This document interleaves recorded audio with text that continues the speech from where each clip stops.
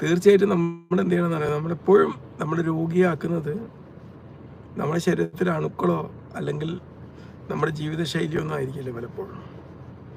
Even ജീവിതശൈലി പ്രശ്നങ്ങളും മറ്റു അണുബാധ രോഗങ്ങളും ഒക്കെ ആണെങ്കിലും ഈ രോഗങ്ങൾക്കൊക്കെ ക്രിയേഷൻ്റെ പിന്നിലെ മറ്റൊരു വില്ലനുണ്ട്. എന്താണെന്നറിയാം?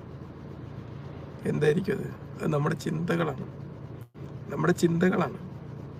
നമുക്ക് അസുഖമാണ്, നമുക്ക് പ്രശ്നമാണ്, പ്രതിസന്ധിയാണ്, എനിക്ക് ജീവിതം ഒന്നിനും കൊള്ളില്ല എന്നൊക്കെയുള്ള വിശ്വാസങ്ങളും അതിനനുസരിച്ചുള്ള ഒരുപാട് ചിന്തകളിലൂടെയാണല്ലോ വിശ്വാസം ഉണ്ടാകുമ്പോൾ നമ്മുടെ ശരീരത്തിൽ അതിനനുസരിച്ചുള്ള ഒരു രാസപരിവർത്തനം ഉണ്ടാവും, ഒരു കെമിക്കൽ ചേഞ്ച് ഉണ്ടാവും. ഉദാഹരണത്തിന് നമ്മളെപ്പോഴും ഇങ്ങനെ ഭീരുക്കളായി നിൽക്കുകയാണ്, ഭീതിയോടെ നിൽക്കുകയാണെങ്കിൽ ആ ഭീതി നമ്മുടെ ശരീരത്തിലൊരു കെമിക്കൽ റിയാക്ഷൻ ഉണ്ടാക്കും, ഒരു കെമിക്കൽ ചേഞ്ച് ഉണ്ടാക്കും. അത് നമ്മൾ ഓരോ കോശത്തിലും വലിയ പരിവർത്തനങ്ങൾ ഉണ്ടാക്കും. നമുക്കറിയാം നമ്മുടെ ശരീരത്തിൽ